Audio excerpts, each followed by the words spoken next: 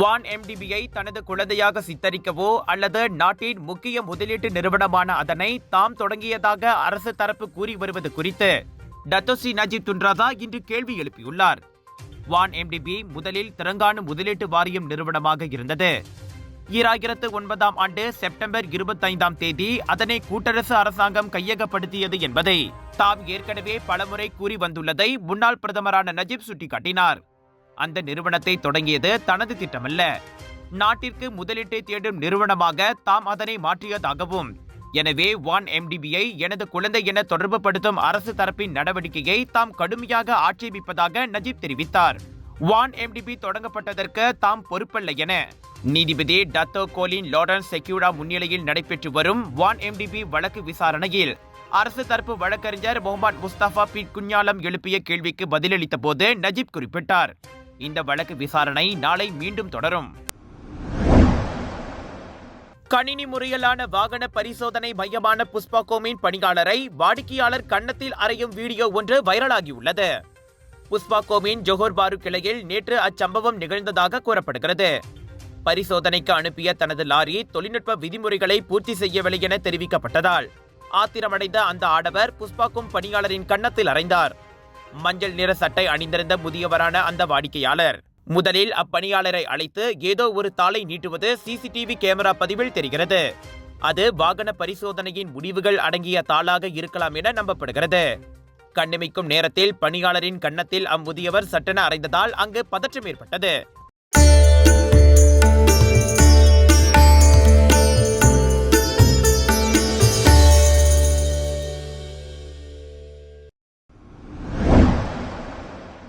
குவாலனரோஸ் Dataran ஆஸ்தினில் உள்ள துரித உணவகத்தின் 3 ஊழியர்கள் இன்று காலையில் மயக்கம் அடைந்ததற்கு அங்குள்ள குளிர்பதன பெட்டியில் கார்பன் மோனாக்சைடு வாயு கசிந்ததே காரணம் என தெரியவந்துள்ளது.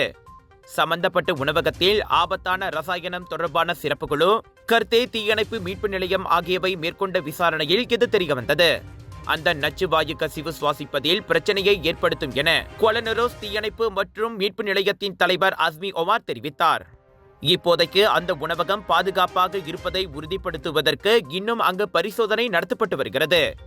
இன்று காலை 9:30 மணி அளவில் நிகழ்ந்த அந்த சம்பவத்தில் 20 வயதுக்குட்பட்ட 3 பெண்கள் மயக்கம் அடைந்ததை தொடர்ந்து கொலத்திரங்கானுவில் உள்ள சுல்தானா நூர் ஜஹீரா மருத்துவமனைக்கு கொண்டு செல்லப்பட்டனர். அவர்கள் அனைவரின் நிலைமையும் தற்போது சீராக இருப்பதாக அறிவிக்கப்பட்டது. உங்கள் சிறந்த ஆரோக்கியத்திற்கு அளவான எண்ணெயுடன் சிறந்த முறையில் தயாரிக்கப்பட்ட சைவம் அசைவத்திற்கும் பொருந்தும் சூப்பர் ஊறுகாய், பச்சை கொடி சிவப்பு மீன் சின்னம் கொண்ட ஸ்ரீ மீனாட்சி ஊறுகாய்.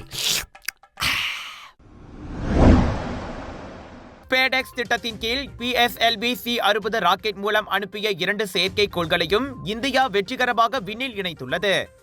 இந்திய நேரப்படி இன்று காலை 9 மணிக்கு தாகேட், சேசர் ஆகிய 2 செயற்கைக்கோள்களும் இணைக்கப்பட்டதாக இந்திய விண்வெளி ஆராய்ச்சி நிறுவனமான இஸ்ரோ பெருமையுடன் அறிவித்துள்ளது.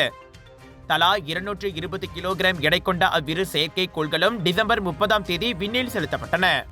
அவற்றை இணைக்க ஜனவரி முதல் வாரமே முயற்சி மேற்கொள்ளப்பட்டது.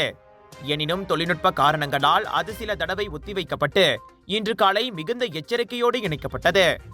இதையடுத்து விண்வெளியில் விண்கலன்களை இணைக்கும் டாக்கிங் தொழில்நுட்பத்தை தொட்ட 4வது நாடாக இந்தியா சாதனை படைத்தது. தற்போது அமெரிக்கா, ரஷ்யா, சீனா ஆகிய நாடுகளிடம் மட்டுமே இந்த டாக்கிங் தொழில்நுட்பம் உள்ளது. விண்வெளிக்கு மனிதர்களை அனுப்பும் இந்தியாவின் ககன்யான் கனவு திட்டத்திற்கு இந்த ஸ்பாடெக்ஸ் டாக்கிங் தொழில்நுட்பம் முன்னோடியாக இருக்கும் என இஸ்ரோ எதிர்பார்க்கிறது.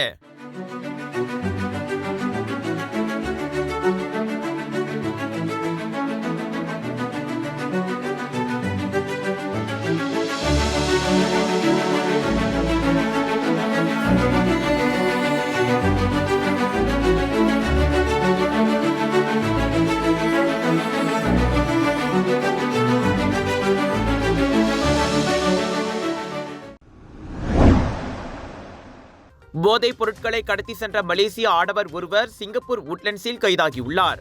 அவரிடமிருந்து 4.6 கிலோகிராம் எடையிலான கஞ்சாவும் 500 கிராம் மெத்தாம்பிட்டமைன் போதைப் பொருளும் கைப்பற்றப்பட்டன. அந்த மலேசிய சிங்கப்பூர் எல்லையில் சந்தேகத்திற்குரிய வகையில் காணப்பட்ட 21 வயது மோட்டார் சைக்கிளோட்டியை சோதனை செய்தபோது விஷயம் வெளிச்சத்துக்கு வந்தது.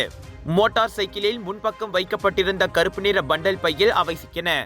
அவற்றின் மொத்த மதிப்பு மலேசிய ரிங்கெட்டுக்கு 5,56,385 என சிங்கப்பூர் அதிகாரிகள் கூறினர்.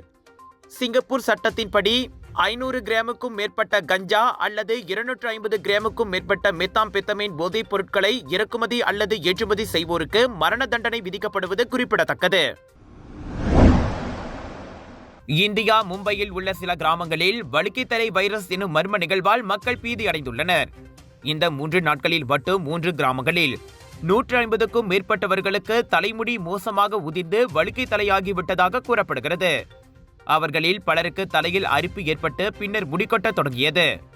மோசமாக முடி உதிர்ந்ததால் வெளியில் தலை காட்ட முடியாமல் சங்கோஜப்பட்டு பலர் தலையை மொட்டையடித்துக் கொண்டுள்ளனர். பாதிக்கப்பட்டவர்களின் தலையில் உள்ள தோல், முடி, நகங்கள் ஆகியவற்றின் மாதிரிகள் ஆய்வுக்கூட சோதனைக்கு உட்படுத்தப்பட்டதில் இந்த வழுக்கை தலை வைரஸ் பரவல் தொற்றாக இருக்க வாய்ப்பில்லை என உறுதிப்படுத்தப்பட்டுள்ளது. எனினும் உண்மை காரணத்தை கண்டறிய மேற்கொண்டு நுண்ணுயிரியல் சோதனைகளை மேற்கொள்ள வேண்டியிருப்பதாக ஆராய்ச்சியாளர்கள் கூறுகின்றனர். இந்நிலையில் ICMR எனப்படும் இந்திய மருத்துவ ஆராய்ச்சி மன்றத்தை சேர்ந்த நிபுணர்கள் குழு பாதிக்கப்பட்ட கிராமங்களுக்கு அனுப்பப்பட்டுள்ளது. நீர் ஆதாரங்கள் உள்ளிட்ட சுற்றுச்சூழல் அம்சங்கள் எதுவும் காரணமாக இருக்கலாமா என்ற கோணத்திலும் உள்ளூர் அதிகார தரப்புகள் விசாரித்து வருகின்றன. ஜோர் சிங்கப்பூர் மக்களே, நாட்டின் தலை சிறந்த புகழ்பெற்ற இந்தியன் எக்ஸிபிஷன் ஏற்பாட்டாளர் கலர்ஸ் ஆஃப் இந்தியா வழங்கும் பிரம்மாண்டத்தின் உச்சம் southern international Indian expo and viral food festival 24 ஜனவரியிலிருந்து 2 பிப்ரவரி வரை தாசிக் சென்ட்ரல் ஸ்கூடாய் ஜோபார்வில் latest Indian wedding collections, travel packages, tattoo artist, ladies accessories, jewelry, clothing collections, sari, kurtas, kurtis, Punjabi suits, lehengas, jippa, kids wear and more. Big sale, big discount.